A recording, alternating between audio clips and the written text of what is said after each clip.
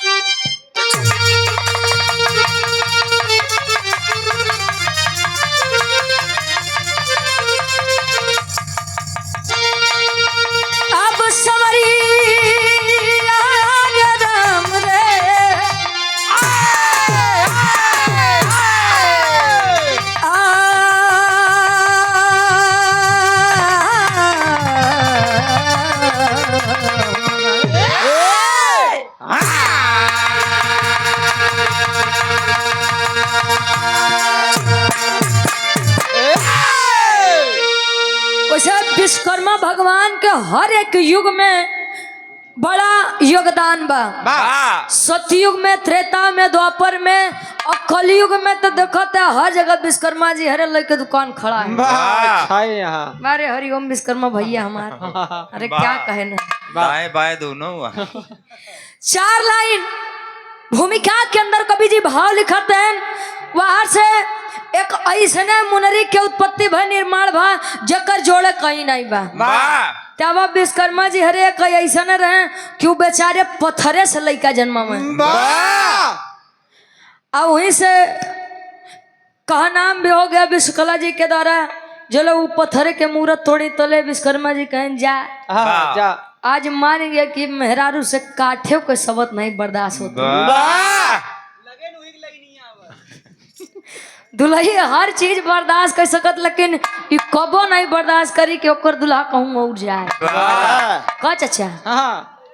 चाची हमार बड़ी पतिव्रता है कह बहुत पाथर पूजे। हाँ बहु मानत थी आपके। उसे पहले के दुल्ही मांग भर के सेनूर लगावे ऐसे गुरु जी कि हमारे दुल्हा की आयु लंबी होख। आज के दुल्ही तनी से उठाई के टिक लिए कहीं बदे जानत है। ये जल्दी मारे दूसरे जाई। तहार वाली कितना लगाओ थो? एकर वाली बेलचल लगावा। अच्छे लाल यादव जी ये गार्जियन जी के द्वारा 50 रुपया बहुत बहुत धन्यवाद बा। आशीर्वाद के चाह रही वो बेलचा से लगाई है उनकर मेहरा तले सिंदूर वाली कंपनी बंद हो जाए। ओका छोड़ा महाराज तुगाबा। भूमिका के अंदर कवि जी भाव लिखते हैं इसे सही बार राम मिलाइन जोड़ी करे आगे। आओ गुरुजी कवि जी लिखते हैं।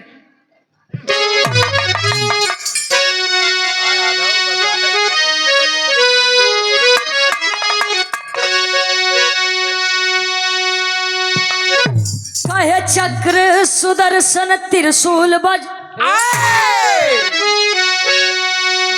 विश्वकर्मा जी जिसको है खुद ही बनाए। अरे पुष्पक विमान की रचना किए रावण भी जिसको हवा में उड़ाए। कर्ण का कुंडल दधीची की हड्डी से दिव्य अस्त्रों की देखो रचना रचाए।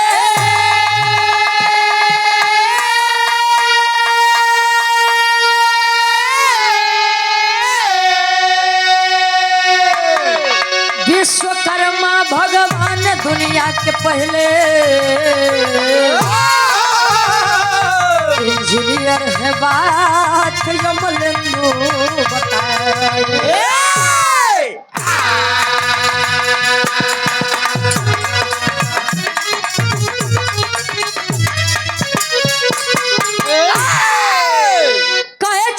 सुदर्शन त्रिशूल वज विश्वकर्मा जी जिसको है खुद ही बनाए। पुष्पक विमान की रचना किए रावण भी जिसको हवा में उड़ाए। कहें वेद में भेद नहीं, भेद है विद्वानों में। वेद उठाई के देखबा उसमें बड़ा बड़ा छेद है। तू समझत है जानन हा रहा बार गुरु जी। वैसे देखो था महाकुंभ 144 साल बाद लगभग हल्के में लेते हैं। 144 साल बाद लगत कवि जी एक लाइन लिखत है हिंदी गजल बा। कोनो लड़का अपने परवरदिगार अल्लाह से आदेश करे, विनती करे, इबादत करे। कैसे?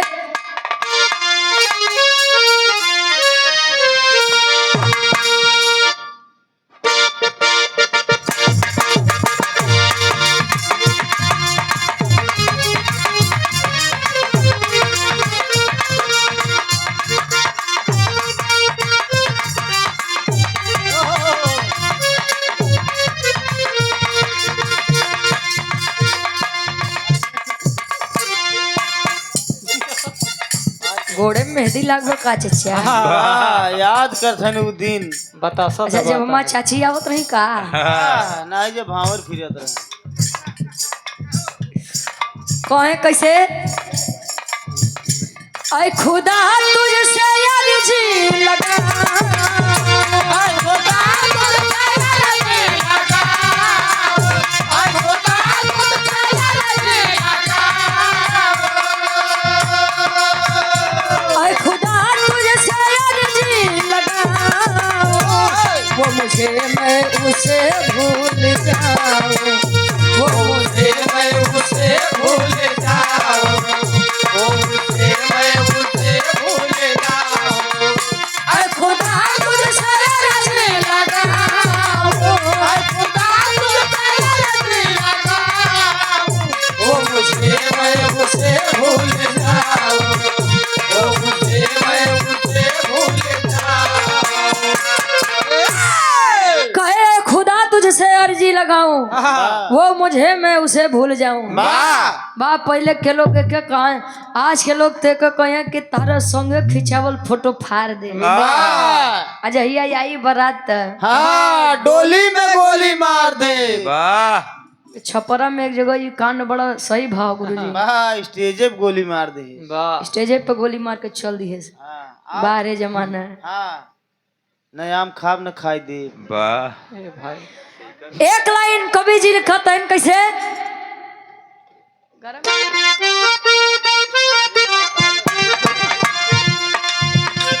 कल विश्वकर्मा अपनी दिखाए, कल विश्वकर्मा अपनी दिखाए, कल विश्वकर्मा अपनी दिखाए, कल विश्वकर्मा अपनी दिखाए। अस्त्र शस्त्र में वस्तु बनाए, अस्त्र शस्त्र में वस्तु बनाए, अस्त्र शस्त्र में वस्तु बनाए। कल विश्वकर्मा अपनी दिखाए, कल विश्वकर्मा अपनी दिखाए। अस्त्र शस्त्र में वस्तु बनाए, अस्त्र शस्त्र में वस्तु बनाए। कला विश्वकर्मा अपनी दिखाए, अस्त्र शस्त्र ले वस्तु बनाए। विश्वकर्मा जी अपन कारीगरी आज दिखाऊं गुरु जी कि एक मान ला कि पहले के समय के और सबसे पहला इंजीनियर विश्वकर्मा जी हैं। ऐसा ऐसा अजूबा चीज बनाए दे कि आज वाले बस खाली वही पे चलत है। पुष्पक विमान पहले बनाए दे त्रेता युग में। आज के लोग हवाई जहाज कहते हैं। अच्छा पुरनिया कही के गए कि आवे द बेटा कलयुग के जले जंत होई। तब भाटा लगी से तो रही। खैर तोले गुरुजी तू रहबो न करबा नहीं हमौरा पता नहीं के देखी के जान हमार शिवराम चाचा रहा। हाँ रही हैं। अरे तू तो रहबे करबे। ये तो अमर हैं यार। हाँ वो अमर के चाऊ चबाई के शिवराम अमर राम। हाँ उनकर नमो अमर भाई। का चचा वैसे हमारे हिसाब से अगर आदमी अमर हो जाए तो वो से बड़ा ये हिसाब कुछ है ही ना बा। वाह वो अपने छोटन के अपने करीबीन का कुल मरते देखे वाह वो बेचारा सोचे कि भाई हम इनके पीछे चली जाइए इनके आगे चल जाए तो ज्यादा बढ़िया बा। वैसे अमर तो होका हो लाई रहन भाई वाह तो ही ढेर जने को पिंडा पारत है वाह आज के समय में। कहानी के शुरुआत बा कैसे क्या करबा पिताजी आदरणीय सम्मानित गार्जियन जी गजेंद्र चाचा के हमारे आप पूजनीय पिताजी हमारे पूज्य बाबा जी के द्वारा 100 रुपए का सम्मान बहुत बहुत धन्यवाद आशीर्वाद के चारे कि हम बच्चे अपनी कला में कामयाब रहे। कहानी के शुरुआत बा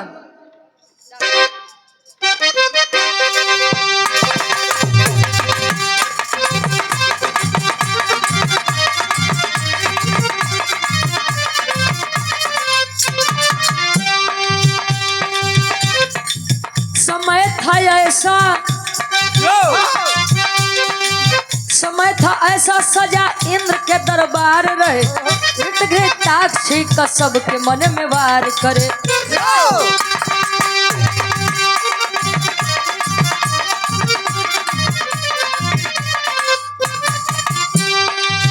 अप्सरा घृताक्षी जो नृत्य की दीवानी थी अप्सरा घृताक्षी जो नृत्य की दीवानी थी उन्हीं की बेटी चित्रंगदा सयानी थी। लोगों की भीड़ में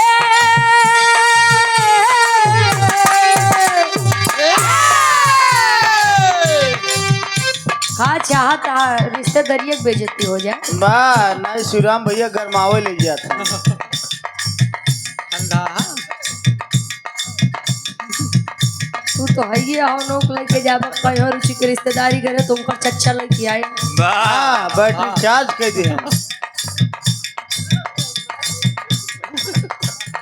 अच्छा नहीं लेते हम कहे बहुत आदमी होते हैं जो ना लेते हैं घरे बड़े व्यवस्था बना हाँ नहीं लेत रहे पहले अब नहीं लेते भैया तू दूजे ने जाना तो हार दूजे के बाद बात कल देखे हो अच्छा 5 साल बाद लिखे वाह दोनों की भीड़ में जब दोनों सजा करती थी लोगों की भीड़ में जब दोनों सजा करती थी बस यही बात विश्वकर्मा बुरी लगती थी। नृत्य से क्रोधित विश्वकर्मा राह करते थे नृत्य से क्रोधित विश्वकर्मा राह करते थे नृत्य से क्रोधित विश्वकर्मा राह करते थे नृत्य से क्रोधित विश्वकर्मा राह करते थे बीवी बच्चों से अपमान सह करते थे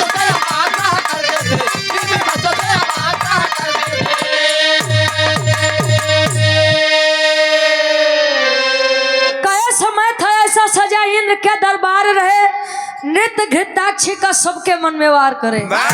वैसे ज्यादा खेला ही इंद्र जी के दरबार से जुड़ा रहत रहा गुरु जी वहां इंद्र जी के दरबार में उर्वशी नाचत रहे और उर्वशी नाच के तो इतना बड़ खेला कह दी है। वैसे लालच बड़ी खराब चीज बा लालच अगर मन में आए तो भाई भाई के मूड़ी कटवाई दी है अब मेहरारू के अगर लालच जाग गए गुरु जी तो ले मन से दुआ के गटे काट के अच्छा आजकल हकीकत बात है देखो केहू कहा कि हमारे अंदर घमंड नहीं बहुत तो उ जान ला सबसे गलत सबसे बड़ा झूठा बा केहू कहा कि हमारे घमंड नहीं बहुत तो जान ला वो सबसे बड़ा झूठा बा। घमंड सबके अंदर होता है चाहिए अपने सुंदरता के ऊपर चाहिए अपने ज्ञान के ऊपर चाहिए बल के ऊपर चाहे अपने मेहरारू के ऊपर ज्यादा रहा मेहरारू के ऊपर जितना ज्यादा घमंड हमारे डबलू गुरु ज्यादा यहाँ बोले कि हमारे चाची बड़ी लायक यहाँ बड़ी पतिव्रता करवा चौथ के दिन उनके बेचारू के चलनी में देखो थे और अगले दिन बेला कहो गुरु जी हाँ हो तो माई तो है बताए रहे पहले अच्छा एक दिन हमारे कार्यक्रम रहे तो कहें कि आप हमारे मलकिनी बेचारो सामान का चिट्ठी लाई के दी हम खोले फर रहा देखे हमके करे पगली कुल चीज तो नवा बस ससुर मन से हुए तहार पुरान बदल दे हम कहे बात तोरे जैसा मनसेधु आज तक केहू न पाए हुए भाई, वाह जो खुदे से कहा तो मनसेधु पुरान भोग के बदल देते। अच्छा यार, इंद्र जी के दरबार में एक नर्तकी नाचने का कार्य करती थी जिनका नाम घृताक्षी था। वाह घृताक्षी क्या नहीं जाना था गुरुजी? विश्वकर्मा जी के मेहरारू रही। कब चचा आवता भाई आवता हमरे चाची के तो नहीं नाम बा घृताक्षी, वाह नहीं तो तू परेशान हो जाए। गुलाब उनका नाम गुलाबा बा। अरे वाह, अबे तुम्हें संयोग के रखे हैं नहीं तो और कुछ होता है तबे छितराइन में होता। हाँ सकरी में बांध के रखे हैं। अच्छा आज हम यो जानेंगे कि हमारे चाची के नाम गुलाबा बा। वाह ए चाचा एक बात पूछी वाह गलत बता न पूछी, जो बड़का ने कहा तब मत पूछे तब पूछे कैसी जाएंगे दिल है। वाह अच्छा यार, विश्वकर्मा जी के मेहरारू घृताक्षी नाचने और गाने का कार्य करे। घृताक्षी और विश्वकर्मा जी की एक बेटी जिसका नाम चित्रांगदा बताया गया। वाह एक तो त्यापर। अच्छा यार, विश्वकर्मा जी के मेहरारू और बिटिया जले नाचे गावे के कार्य करे। विश्वकर्मा जी के बहरे बड़ी इज्जत रहा है। वाह उन्होंने समझ ले। चाचा के राजा बुलाए जाए। उनका रानी बोला ही राजा यार। नहीं राजा बुलाए उनके जाए। अच्छा इनके हाँ जाओ राजा पाल आई है। अच्छा ठीक राजा पाल शुद्ध बोली। राजा पाल। हाँ आप समझे न? हाँ क्या बताई भाई। अब वैसे हम अपने रिश्तेदारों से बड़ा परेशान हैं।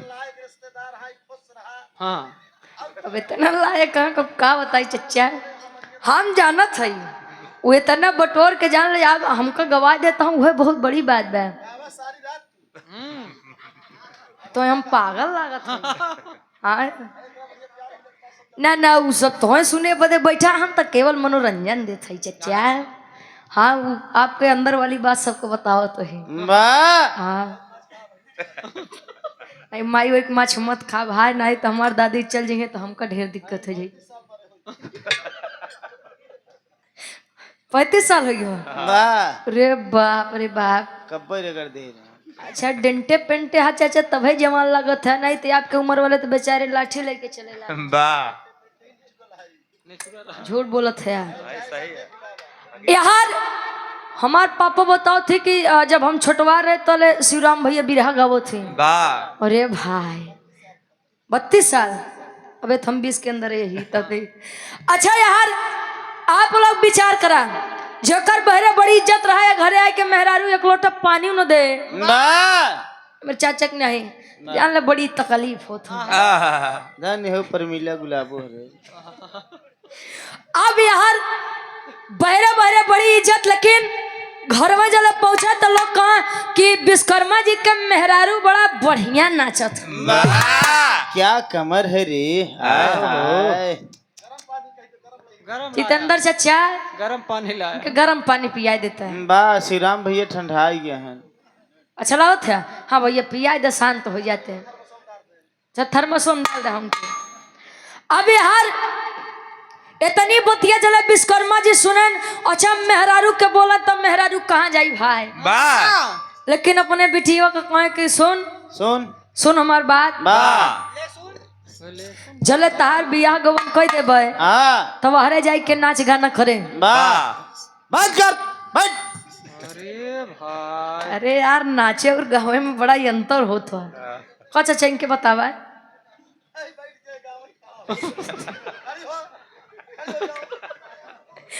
अच्छा यार विश्वकर्मा जी अपने बिटिया चित्रांगदा के जल डांटे तो चित्रांगदा के मन में बड़ा दुख हुआ कि बतावा बाबू हमार हमके डांटत है। ऐसा बाबू तो हर ऊपर पड़े जाए।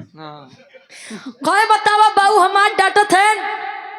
अब बतावा अगर हम यहाँ अपने मातारी के तनी से साथ दिए दिया तो हम का गलत कह दिए। विश्वकर्मा जी की बेटी चित्रांगदा मन मार के बेचारी उदास हो के स्वर्ग लोक छोड़ के आवत कहा मृत्युलोक में। अजले आवत बात यही के एक राजा जिनका नाम राजा सूरत बताया गया। आंखें चार हुई, दोनों में प्रेम हुआ। वाह अतले विश्वकर्मा जी के बिटिया चित्रांगदा का ना आई चाचा गरम तुहिन से हजम हुआ। तो रिंगना हमारी उम्र थोड़ी क्यों भाई बे? हाँ कहानी में बड़ी सुंदर एक लाइन तरज लगत बा कैसे।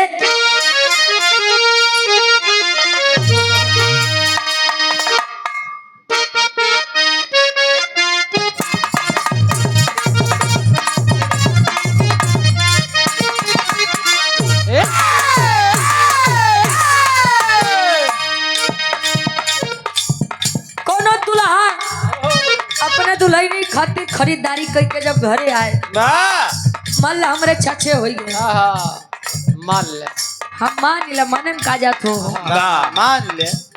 से प्रेम कईयो प्रकार के होत हो का चाचा। हाँ बाप बिटिया के प्यार, वाह क्या बात है माई बिटिया के प्यार, वाह ससुर पतोहू प्यार। एक बात तो जरूर जानबे ससुर पतोह वाला कान तो तू बढ़िया याद रखे है।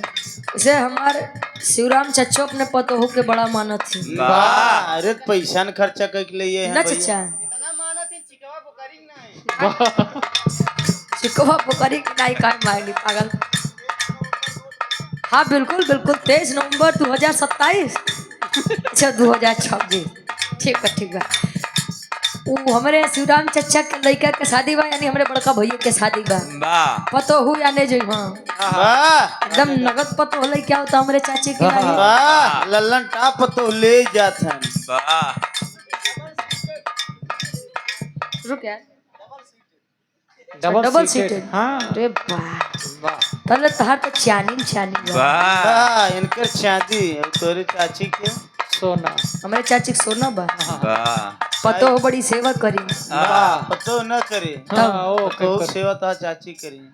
और तू ढेर अच्छे से जान भाई तू ही जाया देखे बदे बिरा गई वो ताते तो सी हमारी है दुल्हवा अपने दुल्हिया बदे कहे कैसे।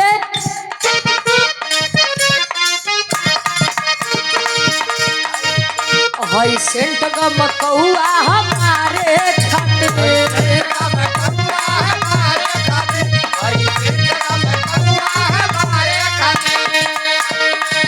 सब सामान बावे तोहरे सिंगारे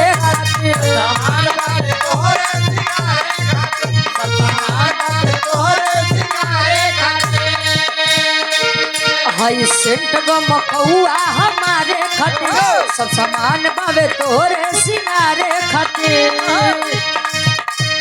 टिकुली लैला झुमका लैला कजरा हाय खाए टिकुली लैला झुमका लैला कजरा हाय खाए टिकुली लैला झुमका लैला कजरा हाय खाए टिकुली लैला झुमका लैला कजरा हाय खाए आय हाय हाय सड़िया करियई के लाए के लाए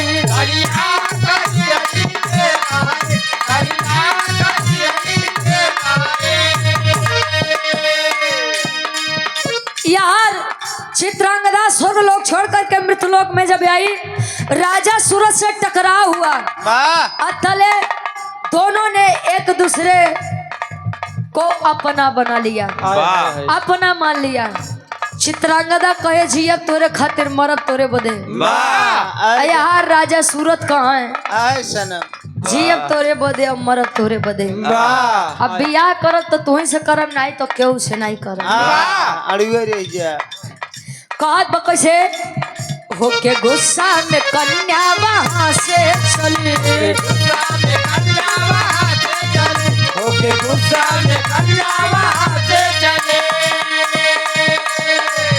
मृतलोकवा में आई कचनारी चली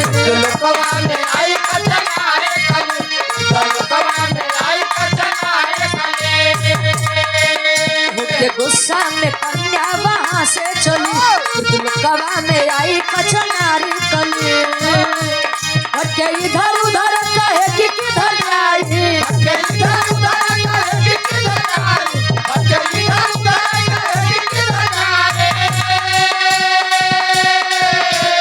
भटके इधर उधर कहे कि किधर जाई आय हाय हाय राजा सूरत के पास पास आई राजा सूरत के पास आई राजा सूरत के पास आई राजा सूरत के पास आए।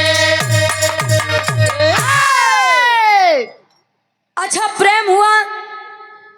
चित्रांगदा विश्वकर्मा जी की बेटी ने बोला कि हम जा रहे हैं और अपने पिताजी को हमारी शादी की बात बताएंगे और उनको राजी करके आपसे शादी करेंगे। वाह वचन देकर चली है चित्रांगदा अपने पिता विश्वकर्मा जी के पास। वाह हर विश्वकर्मा जी अपने लड़की चित्रांगदा बदे स्वयंवर रचत है। वाह अच्छा स्वयंवर का मतलब होता है कि स्वयं की इच्छा से वर को खोजना। वाह शर्त रखाई जाए।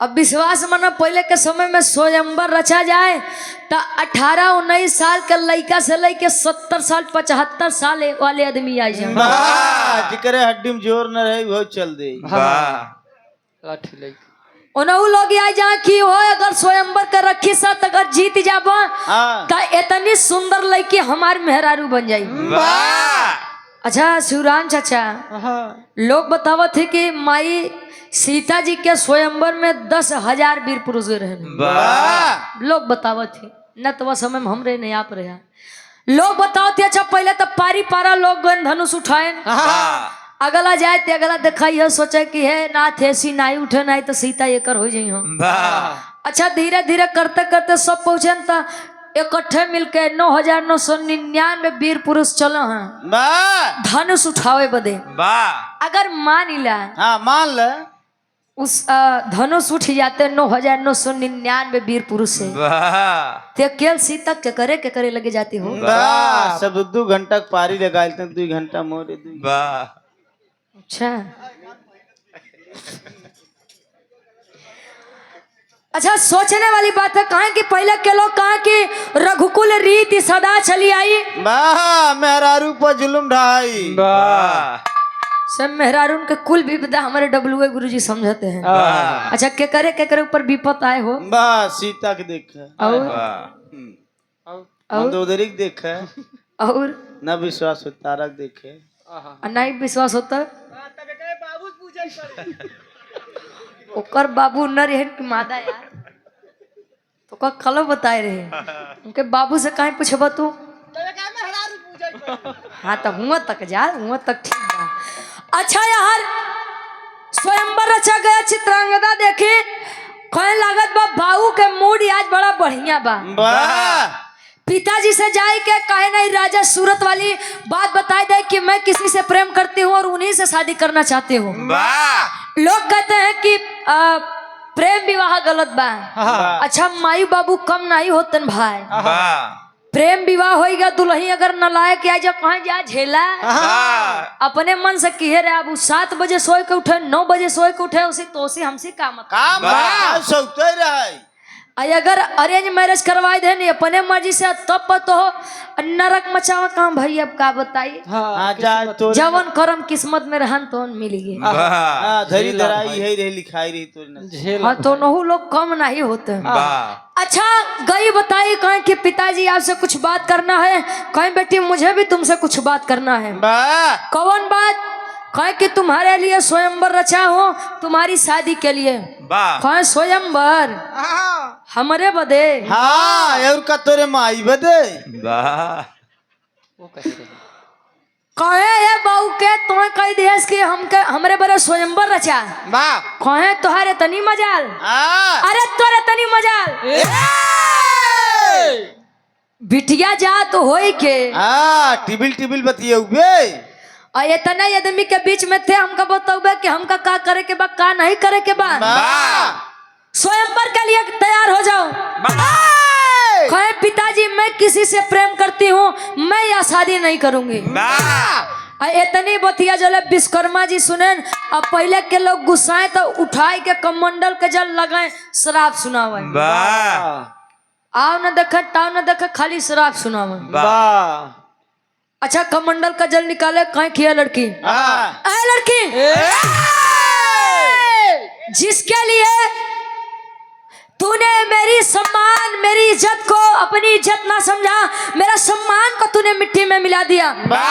मैं तुझे श्राप देता हूँ कि अगर तू मेरी मर्जी के खिलाफ किसी भी लड़के से शादी करेगी, जिस समय वह लड़का तेरी मांग में सिंदूर डालेगा उसी समय वह मृत्यु को प्राप्त हो जाएगा।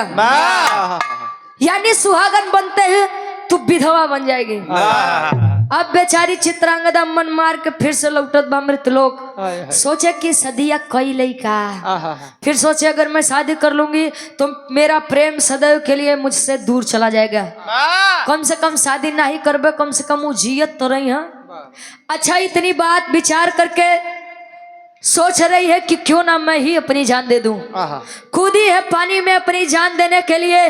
पानी के बहाव से लड़की मूर्छित हुई है और मूर्छित होकर के बहते बहते एक मुनि जी की कुटिया के पास पहुंची है, जिसका नाम ऋतिक ध्वज मुनि बताया गया। अजल पहुंचत बा ऋतिक ध्वज मुनि अपने शिष्यों को आदेश दिए कि बेटा जाओ देखो कौन है या लड़की। लड़की आवत है, चित्रांगदा को होश आया तो ले पूछत है, चित्रांगदा बताओ। बका बतावे टेरी के भाव लगत।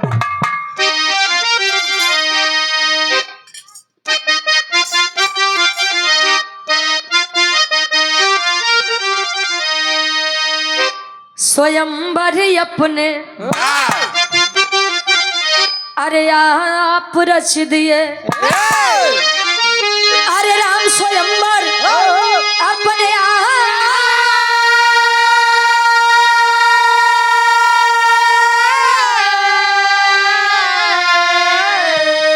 अरे स्वयंवर अपने आप रच दिए। अरे दुआ तो दिए नहीं बदले में मिला सदा।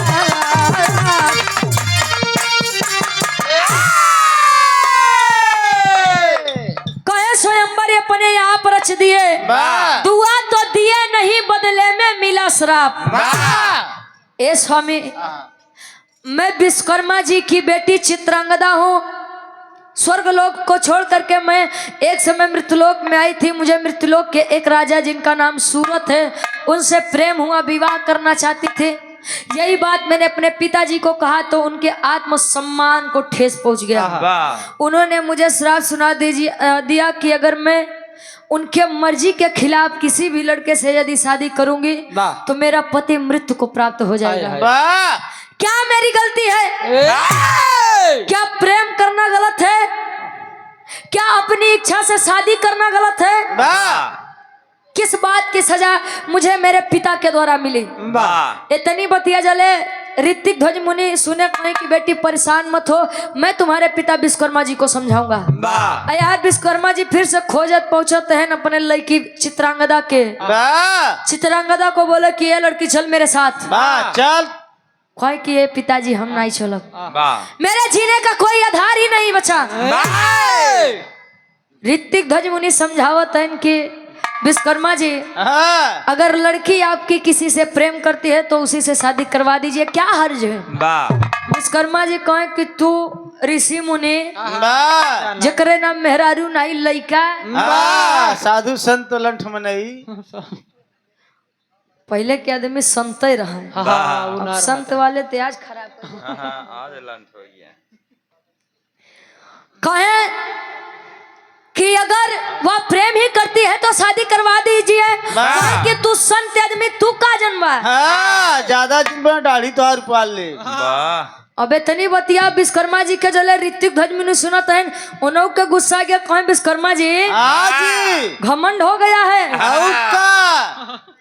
रुका तो का बतावत है सारा।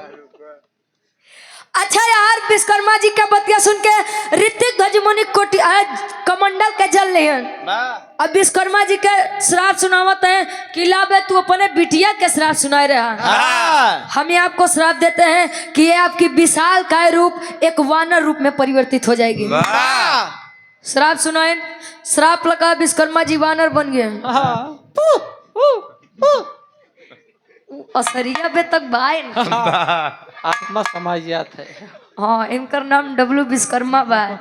हडिया प्रयागराज से आए हैं बेचारे। ओ गुरु जी, हाँ तो खानदान वाला सरिया बा है अब उन्हें शिवराम चाचा के लिया के जाए।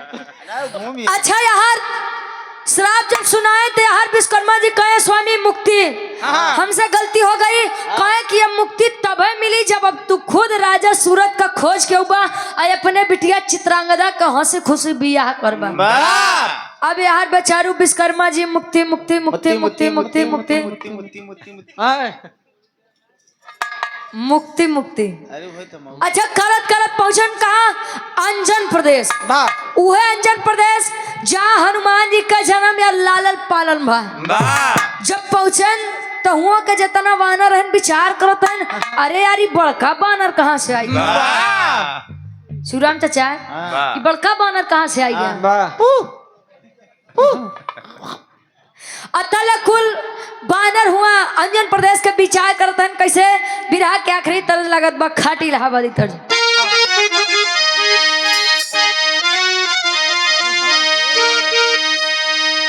आए हाय अरे राम झकोरा मार झुलनी, अरे झकोरा मार झुलनी कहाँ साड़ी लहराए हो झकोरा मार झुलनी। कहे झकोरा मार झुलनी साड़ी लहराए हो। एक लाइन आदरणीय स्वर्गीय गुरु हैदर अली गुरु जी गाँव कैसे, अरे हमार मुड़ी कटली कोनो पतो बता अपने सासू माई के रहन सहन। अरे हमार मुड़ी कटली मोर बूढ़ा माई, हमार मुड़ी कटली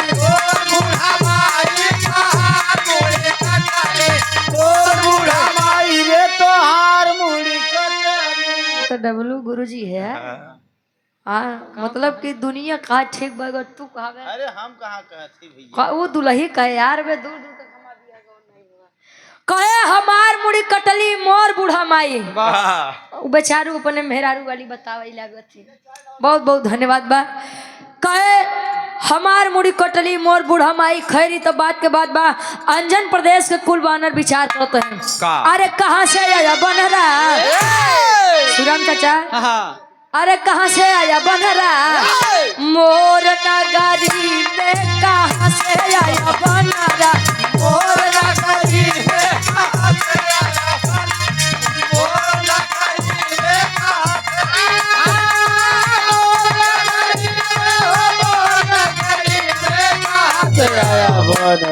मोर नगरी में कहाँ से आया बनरा।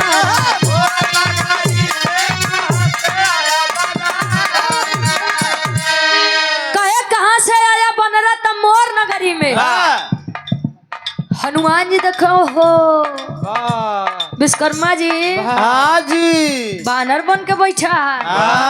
अरे कुछ बढ़िया कांड कई के आया तू हूँ समझिए।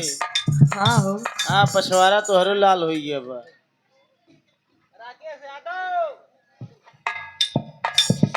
राकेश यादव जी पूज्य गार्जियन जी का द्वारा 100 रुपया बहुत बहुत धन्यवाद। हनुमान जी पहुंचते हैं स्वर्ग लोक का। गए हनुमान घृताक्ष को ले आए,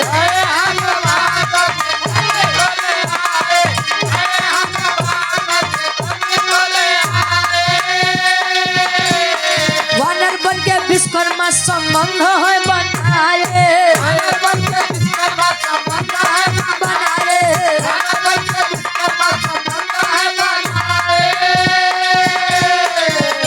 अरे तू ही लई पैदा भइले,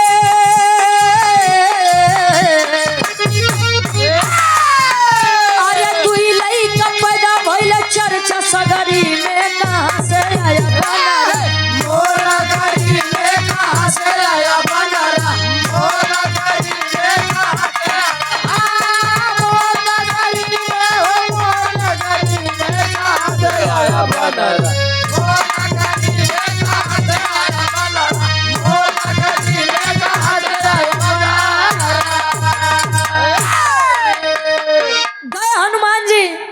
यार स्वर्ग लोक में इंद्र जी के दरबार में घृताक्षी नाचत बा।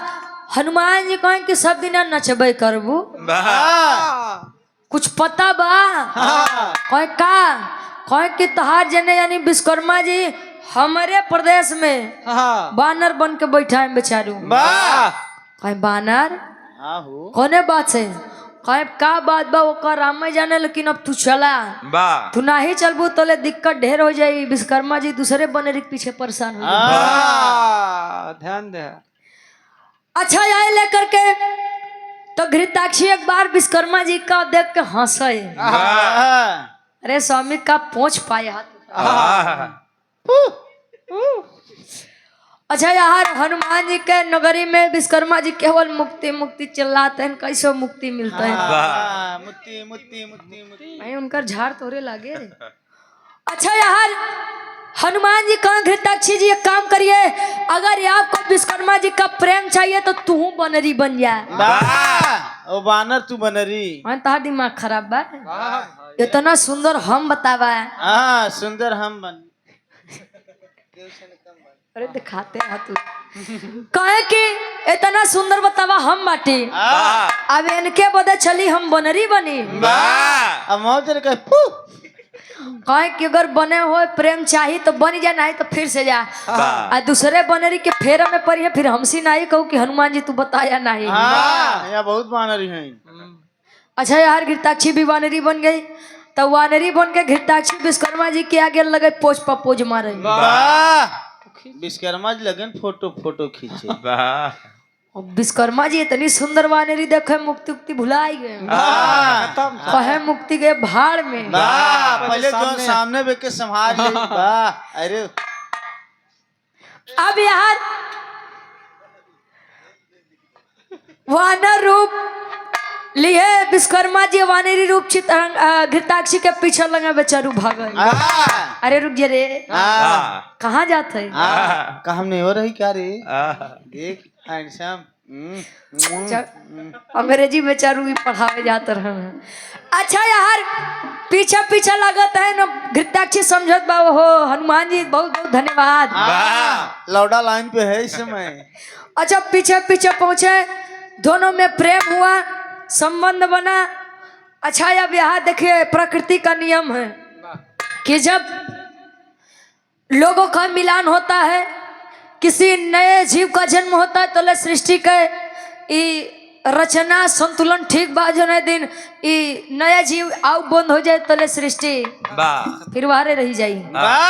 अच्छा प्रेम हुआ, संबंध बना, 2 लड़का जन्म लिया, यानी वानर पुत्र, 2 वानर पुत्रों का जन्म हुआ। अच्छा जन्म हुआ यार घृताक्षी के हनुमान जी अब बस बहुत हो गया। आए रहे इनके बदे हम प्रेम करे बदे पाई गए। अब यार देखा था 2 लड़का जन्म ले ली है, इंद्र जी के बोलावो बार बार आवत है। अब विश्वकर्मा जी जाना इनकर 2 लड़का जाने, हम तो चले। पहुंचा तो घृताक्षी फिर से स्वर्ग लोग इंद्र जी के दरबार में नाचे गावे। घृताक्षी जब गए तो विश्वकर्मा जी के फिर से नी टूटी। अरे साला हम कहाँ आए रहे, कहाँ फंस गए। आए रहे मुक्ति के जुगाड़ में। पाई गए जुगती कहाँ गई। कहे जे जहाँ गए जायदा भाई, फिर से चला मुक्ति खोजा। आए ऋतिक ध्वज मुनि के पास, कहे कि ये स्वामी राजा सूरत हमका नहीं मिले। एक एक कह दे कि बोलाए दे, हम कन्यादान कह दे, हमका इतन से मुक्त कराए दे बस। बहुत बानर रूप लेके टहर चुके, आ बनाई होत बा। अच्छा यार घृताक्षी बुलाई, चित्रांगदा बुलाई अपने प्रेमी राजा सूरत को। दोनों की शादी हुई। शादी भा विश्वकर्मा जी का रूप वानर रूप छूटा, फिर से अपन जब तन पाए, कहे दोनों प्राणी सुखी रहा। अब हम चले फिर से अपने कार्य की तरफ। जरा विचार करेंगे, जो 2 बच्चे जन्म लिए थे वानर पुत्र घृताक्षी रूपी वानरी और विश्वकर्मा रूपी वानर से उनका नाम क्या पड़ा। और राम जी, सीता जी, हनुमान जी के इस लंका वाले युद्ध में बड़ा योगदान उन्हीं दूजे ने के रहा। क्या कर रहे आला के भाव में कवि जी प्रमाण देते हैं।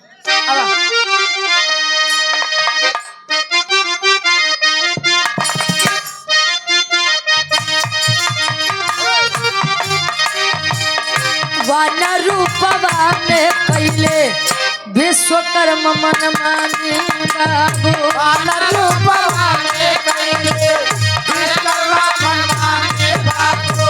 वानर रूपवा में पहले विश्वकर्मा मन मानी बाबू। घृताक्षी गुजर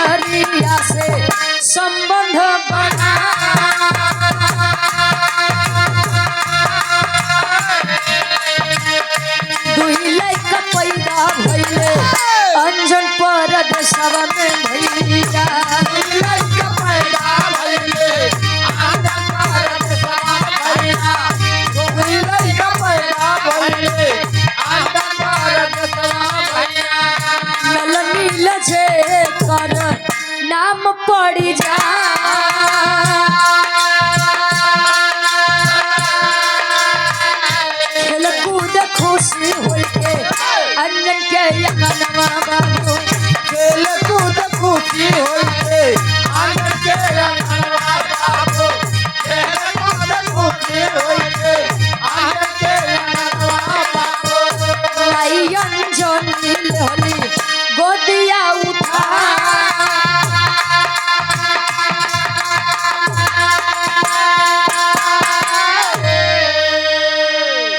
विश्वकर्मा भी छोड़कर चले गए, घृताक्षी माँ भी छोड़ करके चली गई।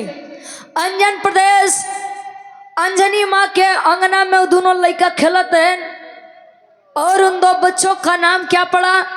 नल और नील। जो रामायण के बारे में जानकार होंगे वैसे तो रामायण और महाभारत बच्चा बच्चा जानता है। कहो अगर रामायण में देखा जाए तो नल और नील की बड़ी अहम भूमिका रही है। और कहां पर किस जगह? आखिरी भाव खानदान के परिचय खड़ी के भाव लगा याद के चक्कर में भुला गए।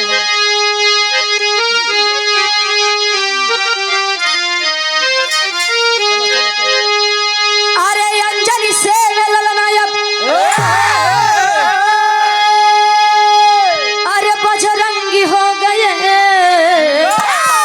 तब पैदा नल नील हो के उनके संगी हो गए।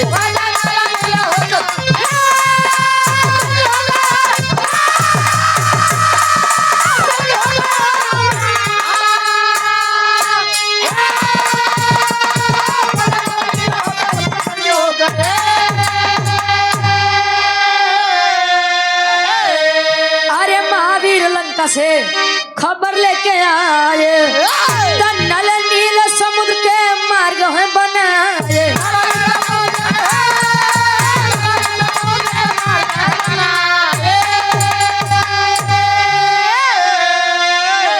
अरे हुआ लड़ाई तीनों वीर जंगी हो गए। अरे तो पैदा नल नील हो के उनके संगी हो कहे अंजनी से वे ललना या बजरंगी हो गए तो पैदा नल नील होकर के उनके संगी हो गए।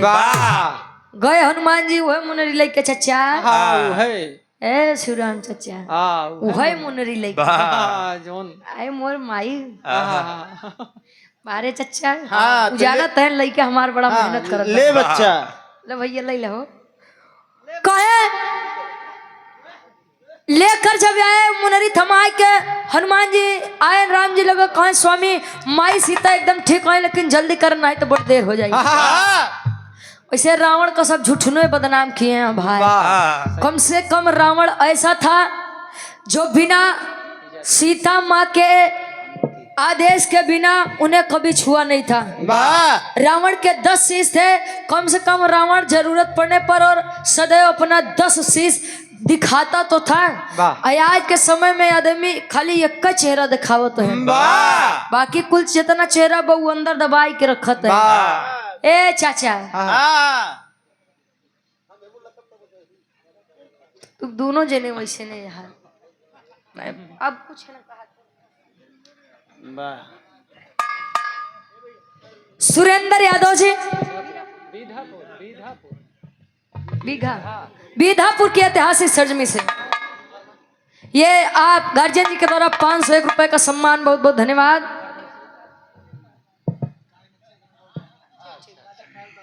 ठीक बाबा भैया ठीक। गए लेकर के आए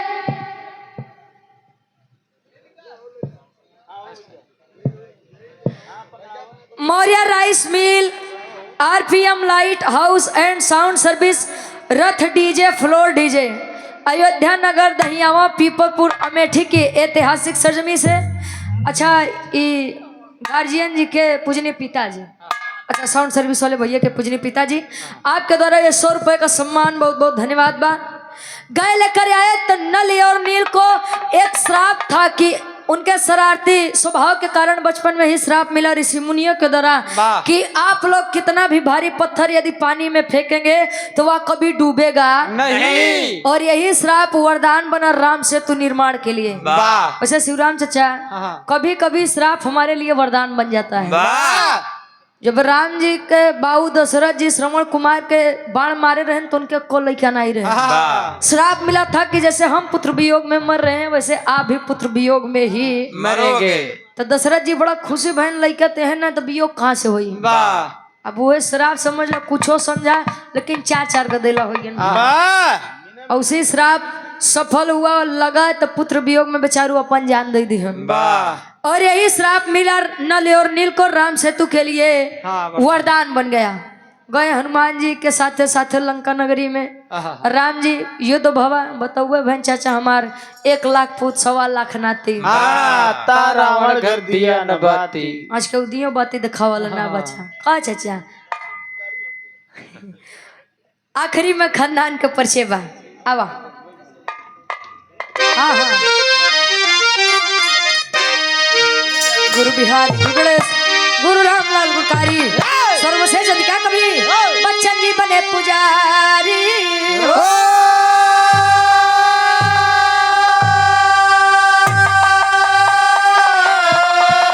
अरे राम स्वयंवर अपने आप रच दिए गाँव रुचि दो बैरी का पानी नाप स्वयंवर अपने आप रच दिए।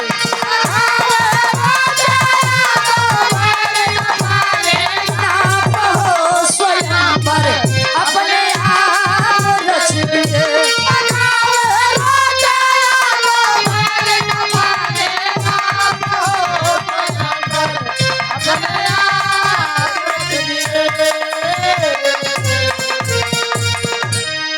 उर्दू लाइन हमरे भैया के फरमाइश बा।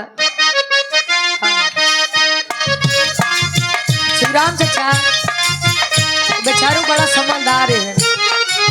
पूरा बिरहा खत्म हो गया बिरहा में वो हस्तक्षेप करे नहीं है। वाह बाद में आए या तो पहले करे या तो बाद में करे ऐसे नहीं आदमी बड़ा नगद लागत है ना भैया।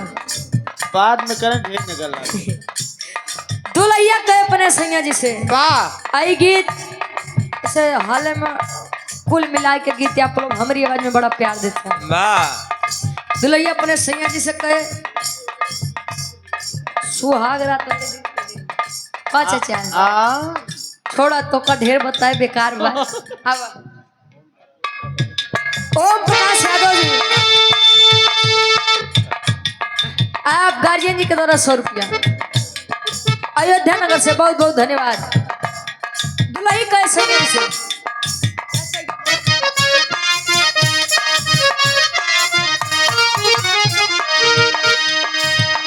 बड़ा झरले बाड़ू काजर मरले बाड़ू बड़ा झरले बाड़ू काजर मरले बाड़ू बड़ा झरले बाड़ू काजर मरले बाड़ू सोना भोरई से मुंडा तू बिगड़ले बाड़ू। अरे वाह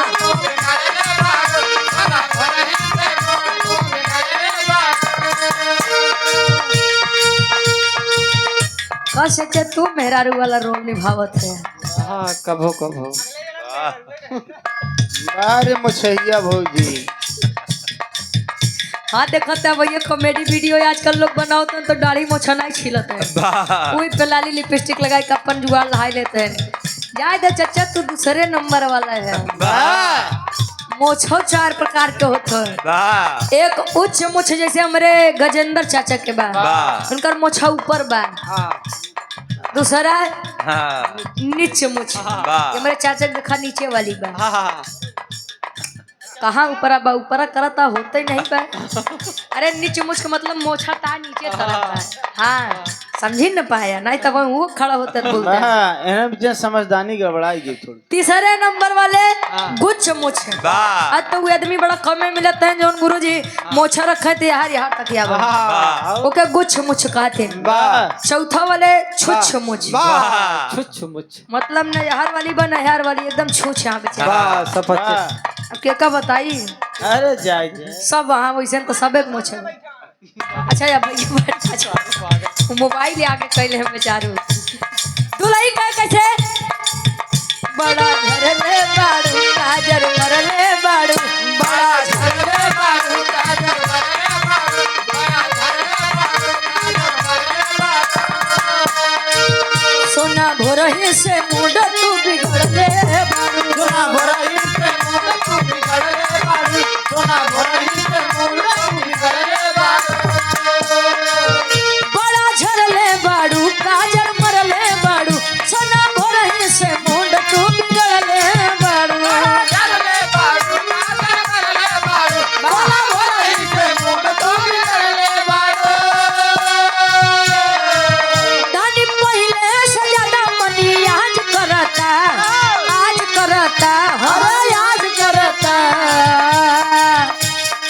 दुल्हन अपने मर्दा से कहे राउर दिल हमरा दिलवा पे राज करता, राउर दिल हमरा दिलवा पे राज करता, राजा पायल उतार दा राजा पायल उतार दा।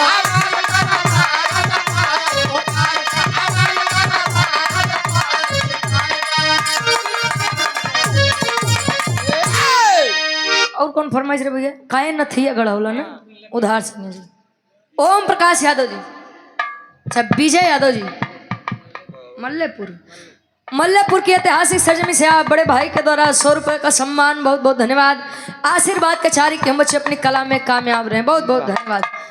काहे नथिया गढ़ौला उधार से जी? काहे बेचारू जाना तो सोना चांदी बड़ा महंगान बा।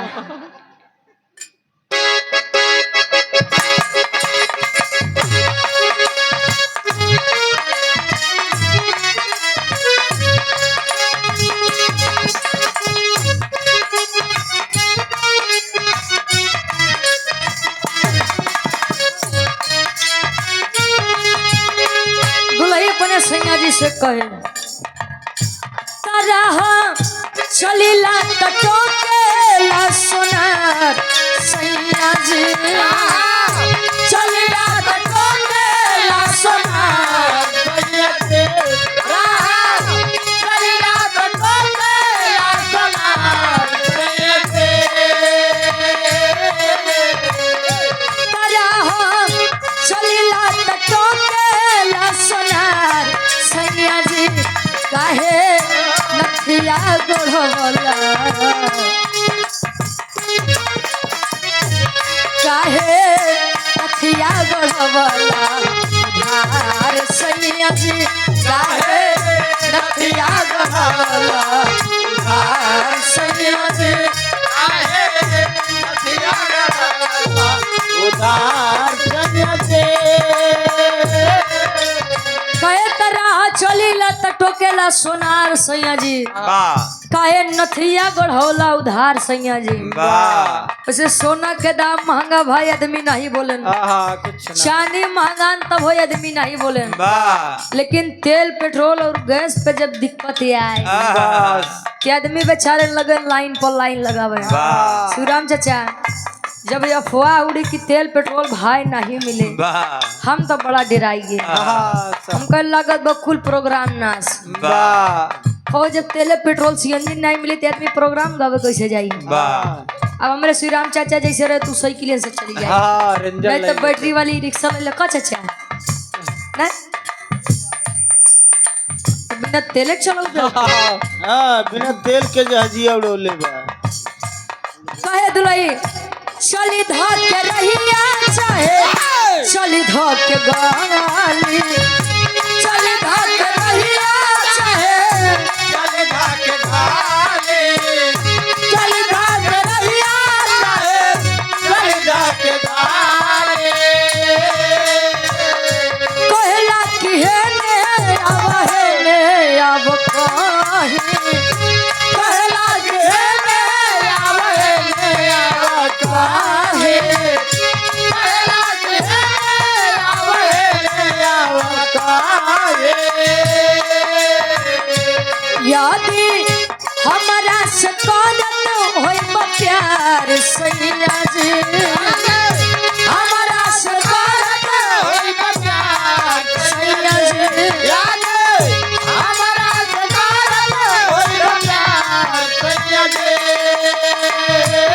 यादी हमारा से करत होई प्यार सैया जी, जाके अभी ये चुका दा उधार सैया जी, जाके अभी ये चुका दा उधार।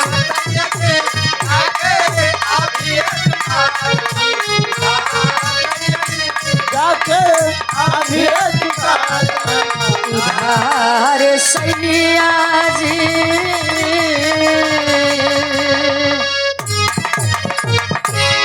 बहुत बहुत धन्यवाद। शिवराम चाचा तैयार हो जाए, बहुत बहुत धन्यवाद।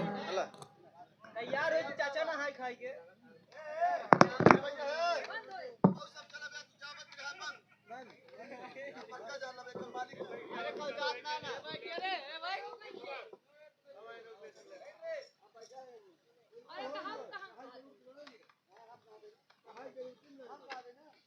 कहत भाई मत कह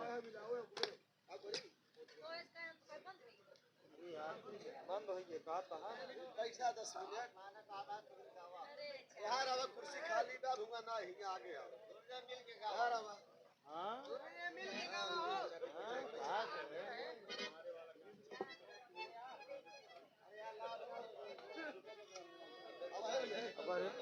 बढ़िया काल खोलो